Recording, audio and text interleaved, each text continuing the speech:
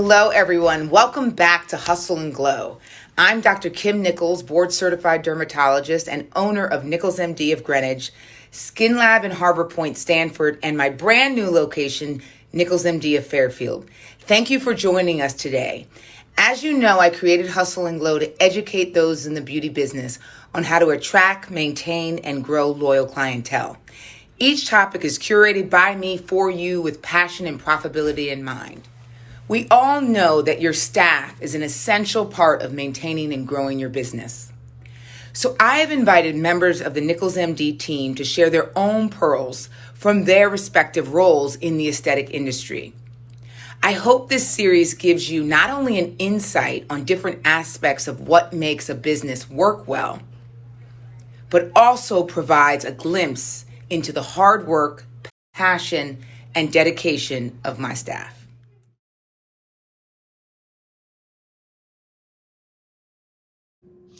Hi, everyone. So welcome to this episode of Hustle and Glow. My name is Emily Fortin. I'm the marketing manager here at Nichols MD, as well as Skin Lab by Nichols MD and Nichols MD of Fairfield. So today I'm going to be talking about something that is super important. It's crucial to all cosmetic and aesthetic practices in general. Is the power of influence and how influencer marketing can take your business to the next level. So we all know that influencers have been on the rise and they continue to grow with time. So let's get into it without further ado. So what is an influencer? We all know the term, but some people don't necessarily know what the exact meaning is. So an influencer, especially when it comes to what we're talking about and we're dealing with, is a person with the ability to influence potential buyers of a product or service by promoting or recommending the items on social media. And now this can be across all social media platforms. It doesn't have to just be one. Obviously, Instagram is the most popular that we see, but it really covers all the scope of social media as a whole. So I wanted to share some fast facts on some percentages and some numbers here that I think are really, really important when it comes to influencers. So first, 42% of consumers use ad blocking technology. So what does that mean for us? That means that in order to get our marketing across, traditional advertising may not work anymore. And that's where influencers come in. So influencers kind of are a loophole to traditional advertising. Secondly, 49% of consumers depend on influencer recommendations. So that's right under 50%. That's under half of today's consumers as a whole, mass, depend on influencers. And that's huge because they trust influencers more. Third, 57% of fashion and beauty companies engage in influencer marketing. So this means that you're not alone if you decide to get started on influencer marketing. There are so many people out there doing this already. What you're doing isn't new. So it's important to try to reinvent the wheel as you can. Everybody is technically competing with themselves here on social media. So engaging in influencer marketing is just one way to put yourself out there and stand out amongst the crowd. And last, but certainly not least, 82%, which is honestly a staggering number, 82% of people trust social networks to guide purchasing decisions. So while we know on the back end that almost all of social media is truly marketing, consumers don't know that. And they're putting an incredible amount of faith and trust in social media when guiding decisions. It kind of reminds me of, when you're a kid and your mom says, oh, you heard that on Google, so it must be true.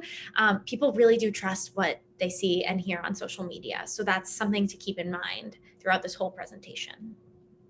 So next up, we have our hierarchy of influence.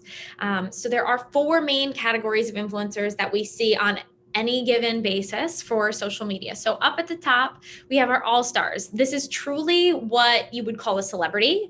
Anybody that has any sort of serious notoriety and fame, that's what we call our all-stars. And what you'll see is that while the visibility is insane, the return on investment is very infrequent. So just keep that in mind when you're picking who you want to influence your brand. Next, lower, we have macro influencers. I'd say that consists of anybody that's 50K and above. And that is a little bit better, but still we're not really seeing those dedicated followers that micro influencers and nano influencers have. Micro influencers are really big people in your community maybe, and then nano influencers are almost like a word of mouth kind of influencer. They might not even have a crazy amount of followers, but they have influence in their community. And that's going to be huge because that's going to bring you the most conversion or return on investment when it comes to bringing people into your practice. So why do we use influencer marketing? Obviously, there's lots of reasons, but one, which I kind of touched on before with our statistics, is that authenticity versus traditional advertising. Nowadays, everybody knows traditional advertising is a gimmick. It is an ad. It's pushing sales. Whereas an influencer puts that sale and connects it to a real person that has real opinions and a real life outside of whatever it is they may be pushing on Instagram or social media as a whole. So it gives an authentic factor to your marketing. Two, it's cost effective. Traditional advertising is insane cost-wise. So you can really cater your influencer marketing to your budget. That's huge in today's industry. Three, building follower trust and credibility. This kind of goes with the authenticity factor. The more authentic an ad looks and feels, the more trust that your followers and their followers are going to have in what they say. Four, it provides access to larger audiences. So you can post 50 times a day, as many times as you want, but at the end of the day, all you have are your followers, right?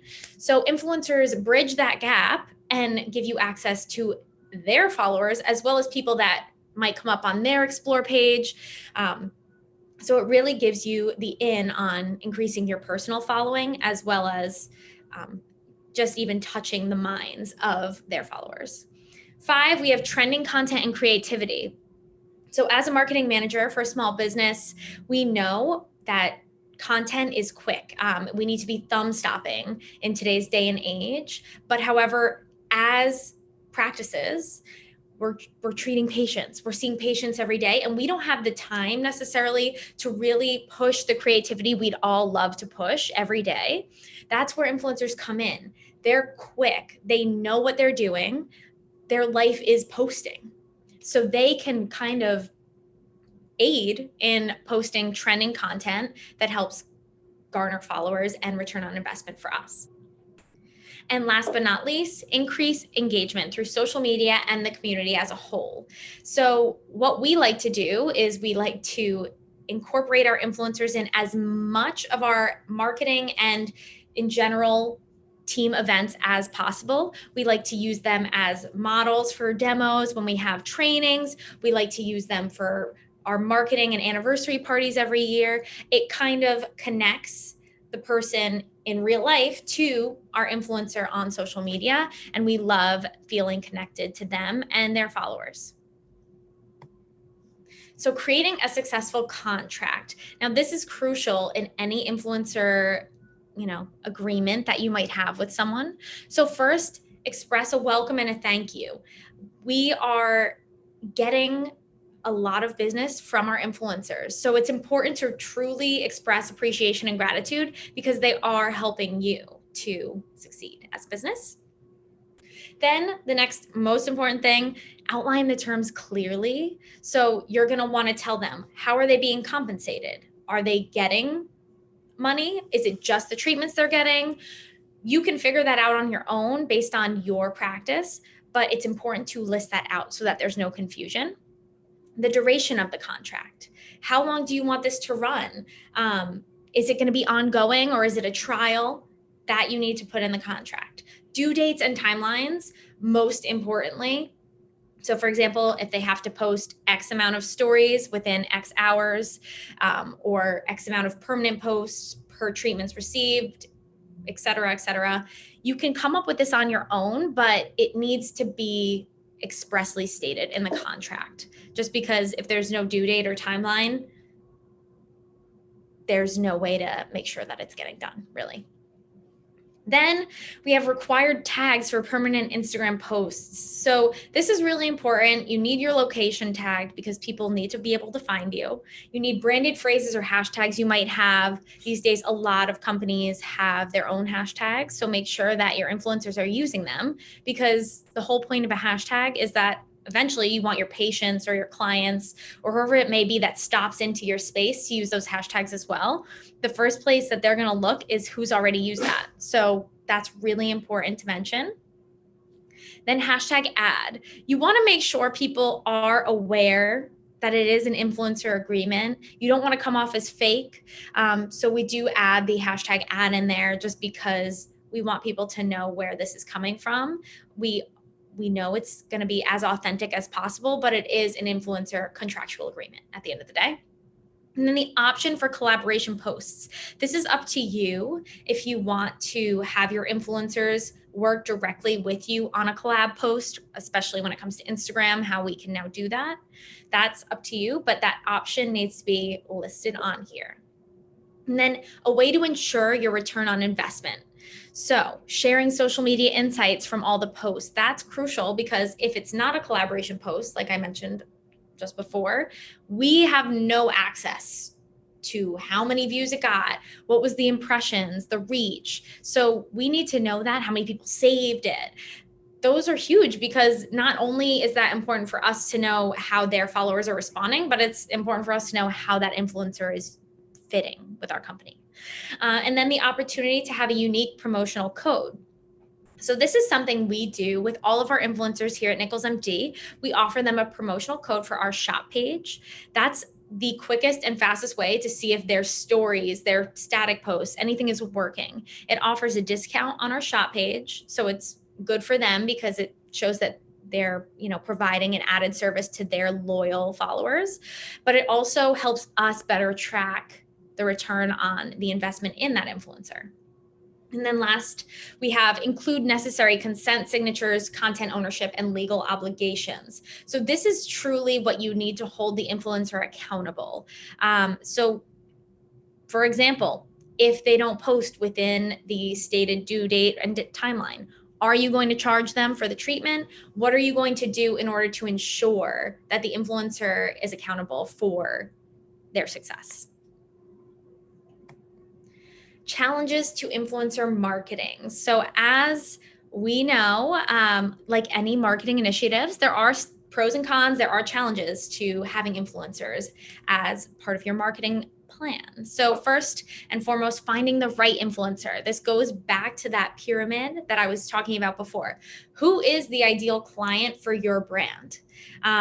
Because that is going to decide who your influencers are. For example, having a stunning model with 400,000 followers is great, but if all of those 400,000 followers are teenage men or teenage boys, and that's not your demographic, then that's not the right influencer for you. So you need to work on who is going to be best to market your brand personally. And everybody has a different brand that they're looking to promote. So just keep yourself in mind. Don't go by competition, go by what works best for you. Second, spotting influencer fraud. So in today's market, there are a lot of phonies out there. So it's really crucial to spot who's a fake influencer.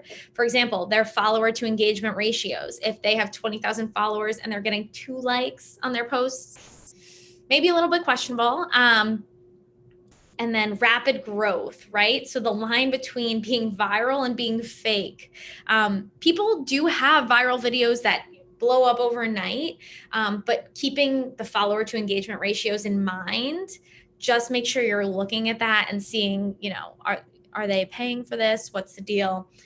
It is pretty easy to spot once you start to kind of develop your eye for it.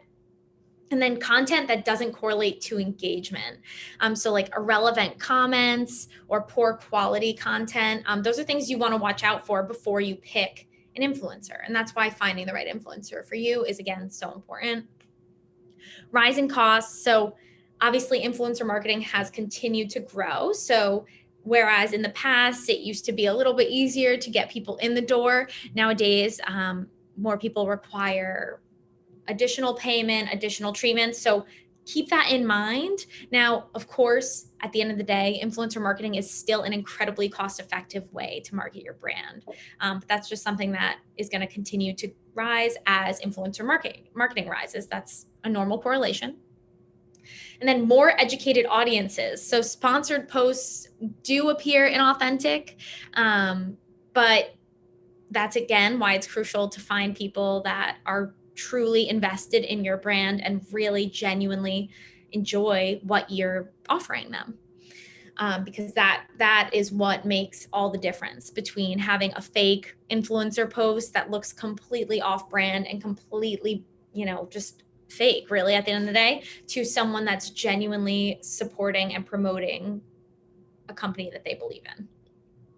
And then last, we have influencer PR. So controversies and crisis management. Now, this doesn't so much happen with our nano and micro influencers, but the larger of an influencer you get, especially when it comes to celebrity endorsement, you can come into contact with PR management when it comes to if they happen to have said something, whether it's about your brand or not, that does not, agree with social media. So just keep that in mind when you choose your influencers. You want people that are a little bit self-aware. So maintaining influencer relationships. Obviously, the goal here is to maintain long-term relationships because that helps show that these influencers that you're obtaining are true to your brand, are honest. It makes everything seem even more authentic. That's the goal. That's the end game. So how do we maintain influencer relationships? First, decide how you want to communicate. Do you want to go through an agency or do you want to do this internally? Here at Nichols MD, we do most of our influencer engagements internally, but again, depends on each individual practice. So keep that in mind. Keep contracts short. This allows for a periodic assessment of the return on investment and partnership terms. It's really beneficial to both parties. I know at first you might get a little bit of, slack from the influencers saying they want a full commitment. But what I've found is that keeping your contract short initially, for example, limiting the amount of treatments they receive or limiting the duration of their contract helps, because at the end of that, you can reassess how many, clients did you bring into the space? How many sales did you make with your promotional code? And then you can work with them on what they're doing for you, as well as what you can do for them in order to help maintain that relationship. Third, customizing contracts to individual needs. So especially in the aesthetics industry, you don't want to be offering everyone the same 2 treatments because nobody's skin is the same. Everybody has different concerns. Everybody has different skincare goals. So making sure that you work with people. Are they getting married? Are they going away to college? Are they struggling with breakouts? These are all things you need to keep in mind because it provides the opening to a personalized organic approach as opposed to a fake promotion, once again. And then providing creative freedom.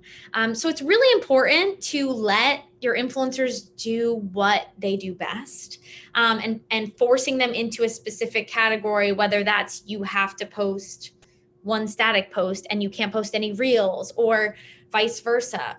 It limits their freedom and it stunts the creativity as a whole. And I feel like what you find is that the influencers sometimes come up with things that are so much greater than you would have imagined. So please keep that in mind when you're working with influencers. And then exclusive access to new launches. We love providing our influencers with our newest product launches, as well as offering them the experience of a new treatment launch, because it combines our influencer appreciation as well as promoting a new product. Influencers love being able to get exclusive, access to this, but at the end of the day, they're promoting something that we're offering. So it really works in both of our favors there. And then promoting your influencers.